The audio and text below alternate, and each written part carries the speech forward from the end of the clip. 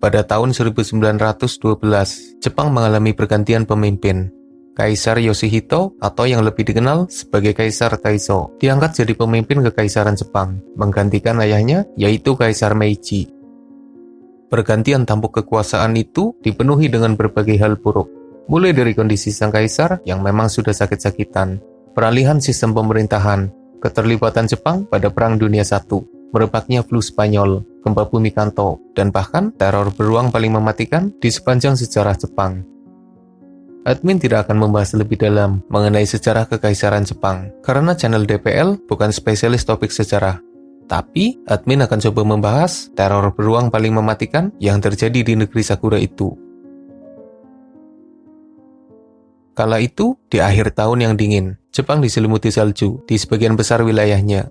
Para penduduk memilih berdiam diri di rumah, menikmati stok makanan yang sudah dikumpulkan sebelumnya, menghangatkan tubuhnya dengan api unggun, dan hanya melakukan sedikit aktivitas di luar rumah.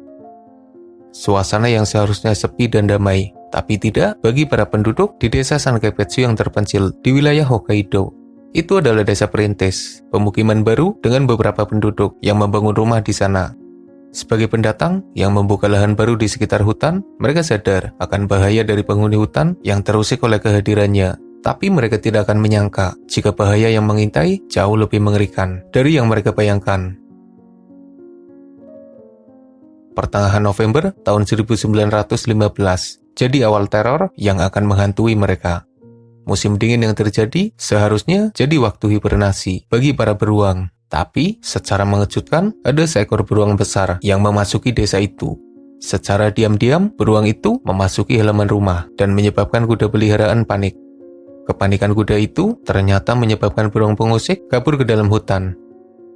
Dalam kunjungan pertama itu, beruang hanya mengambil beberapa jagung.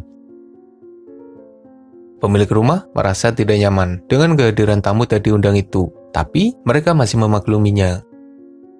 Lalu pada tanggal 20 November, beruang itu datang lagi. Kedatangan beruang pengusik yang berukuran besar memaksa pemilik rumah yang bernama Ikeda mulai khawatir. Ia takut jika beruang itu menyerang kudanya. Ikeda lalu memanggil putranya dan mengundang beberapa pemburu hewan untuk berjaga.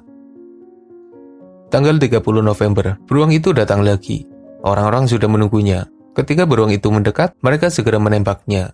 Tembakan mereka tidak berhasil membunuh beruang, tapi menyebabkannya terluka. Beruang melarikan diri ke dalam hutan. Orang-orang mengikuti jejak darahnya ke dalam hutan, mengarah ke Gunung Onishika. Mereka berencana untuk langsung membereskannya, tapi sayangnya badai salju menghalangi rencana mereka. Karena situasi yang tidak memungkinkan, mereka memilih kembali ke desa. Dengan luka tembak yang dideritanya, orang-orang yakin bahwa beruang itu pasti ketakutan dan tidak akan pernah kembali ke pemukiman penduduk. Tapi sayangnya, mereka salah. Selang beberapa hari, tepatnya pada tanggal 9 Desember, ketika penduduk desa merasa aman dari gangguan beruang yang telah mereka tembak, tiba-tiba malah terjadi teror yang lebih mengerikan. Pukul 10.30 pagi, beruang memasuki rumah. Para pria sedang bekerja di ladang. Di dalam rumah, hanya ada seorang wanita bersama anak kecil yang dirawatnya. Beruang itu mengamuk, menyerang kedua penghuni rumah yang tidak berdaya. Anak itu diserang kepalanya dan langsung mati. Sementara wanita yang ketakutan coba melawan dengan kayu bakar. Wanita itu segera kabur melarikan diri dari dalam rumah. Naasnya, beruang itu malah mengejarnya, menyerangnya dengan ganas, dan lalu membunuhnya. Beruang membawa jasad wanita itu ke dalam hutan. Sementara anak kecil yang mati mengenaskan ditinggalkan begitu saja di dalam rumah. Konon, serangan beruang itu menyisakan pemandangan yang sangat mengerikan. Rumah itu berantakan dan darah bercacaran di mana-mana. Orang-orang marah dengan serangan beruang itu. Mereka segera memanggil bantuan. Keesokan paginya, mereka memasuki hutan, melacak jejak beruang demi bisa menemukan sisa jasad wanita yang telah dibawanya. Dalam pencarian itu, mereka berhasil menemukan beruang itu. Segera saja mereka menembak, meski mengenainya, tapi beruang berhasil kabur. Selanjutnya, mereka berhasil menemukan sisa jasad dari wanita yang dicari, tapi hanya tersisa kepala dan kakinya saja. Beruang peneror itu telah memakannya. Orang-orang keluar dari dalam hutan, membawa sisa tubuh korban beruang, lalu menguburkannya. Mereka mengatur sebuah rencana untuk menjebak monster itu. Karena perilaku tidak biasa dari beruang pengisi itu, mereka yakin jika sang monster pasti akan kembali untuk mencari korban berikutnya. Akhirnya orang-orang coba menjebaknya. Mereka bersembunyi dan menanti beruang datang. Sekitar jam 8 malam, beruang itu memang datang lagi dan mencari korban berikutnya. Tapi segera saja diserbu oleh penduduk yang telah menunggunya. Beberapa tembakan berhasil mengenainya. Tapi sayangnya, beruang itu masih bisa kabur. Karena kesal, orang-orang langsung memburunya. Mereka mengikuti jejak yang ditinggalkan beruang. Tapi naas, keputusan untuk langsung memburu beruang malah menyebabkan bencana berikutnya. Beruang itu terluka dan panik, tapi rasa laparnya seakan menuntun untuk berbuat lebih nekat. Bukannya kabur ke dalam hutan yang jauh, ia malah memasuki rumah lain. Dengan beringas, beruang memasuki sebuah rumah yang dihuni oleh beberapa wanita serta anak kecil. Beruang itu menyerang dan melukai mereka. Beberapa mati dan ada pula yang langsung dimakan. Mereka tidak berdaya menghadapi monster besar itu. Sementara para pria masih di dalam hutan mengikuti jejak beruang. Mereka benar-benar kecolongan. Beruntungnya, masih ada yang selamat dari serangan beruang di dalam rumah. Ia berlari ke dalam hutan, menemui para pria, mengabarkan bencana yang baru terjadi. Mereka segera mendatangi lokasi. Ternyata serangan itu masih terjadi. Segera saja mereka menembaki beruang. Sayangnya, beruang itu berhasil kabur lagi ke dalam hutan. Kondisi rumah kedua yang jadi korban beruang itu lebih mengerikan dari sebelumnya. Korbannya lebih banyak dan kerusakannya juga lebih parah. Serangan mengerikan ini kemudian dilaporkan ke pihak berwajib. Mereka menerjunkan lebih banyak pemburu yang berpengalaman. Hari-hari berikutnya, wilayah terpencil itu bagaikan zona perang. Dengan beberapa penembak jitu yang bersiaga, serta para penjaga yang terus mengawasi. Sayangnya, ketika mereka sudah siap siaga, beruang itu malah tidak muncul. Kalaupun muncul, ia malah mendatangi rumah yang tidak dalam pengawasan. Beruang itu masih terus melakukan teror, tapi entah kenapa, ia selalu saja bisa kabur dan lolos dari sergapan para pemburu. Beberapa orang bahkan meyakini jika beruang itu terlalu pintar hingga bisa menghindari para pemburu yang bersenjata. Setelah teror mengerikan yang terus terjadi selama beberapa hari, akhirnya semua itu berakhir juga. Pada tanggal 14 Desember, seorang pemburu bernama Yamamoto akhirnya bisa menghabisi monster besar itu. Ia menembaknya 2 kali, tembakan pertama mengenai jantung dan tembakan kedua mengenai kepala. Dengan kematian beruang, maka berakhirlah teror mengerikan yang terjadi di desa Sankaipetsu.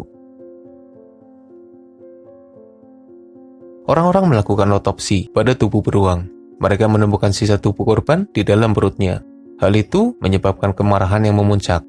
Beruang itu sendiri lalu dipotong, dimasak, dan dimakan bersama-sama.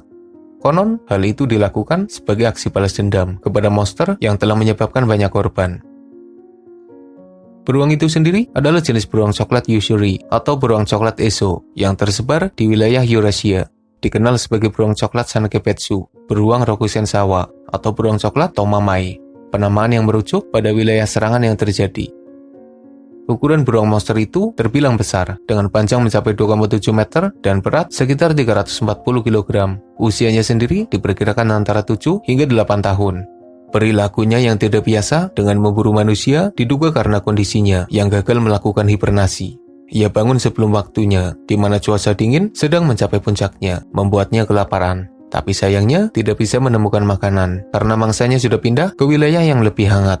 Karena kondisinya itu, ia jadi lebih beringas dan akhirnya memburu manusia. Kebetulan, desa terpencil itu hanya dihuni oleh beberapa penduduk yang membuat aksinya lebih leluasa. Serangan ini adalah serangan beruang terburuk di Jepang, bahkan jadi salah satu serangan beruang terburuk dalam sejarah manusia. Konon, beruang itu dianggap sebagai sosok yang tidak biasa, bahkan ada yang menganggapnya sebagai setan. Pasalnya, setelah beruang itu mati, tiba-tiba terjadi badai besar yang menghancurkan sebagian Jepang. Belum lagi gonjang-ganjing di dalam pemerintahan Jepang yang sering dihubung-hubungkan dengan kejadian teror yang terjadi.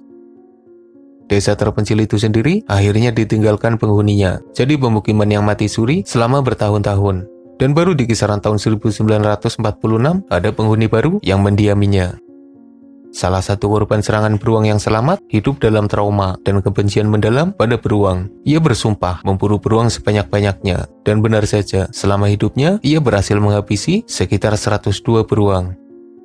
Insiden beruang coklat Sankaipetsu merupakan salah satu bencana terburuk yang terjadi karena serangan hewan buas. Seakan melengkapi serangan dari singa Savo, harimau Campawat, macan tutul Rudra Brayak, hingga buaya Gustav.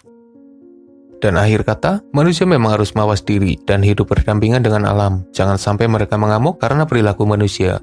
Semoga bermanfaat. Makasih udah nonton, dan mohon maaf jika masih banyak kesalahan.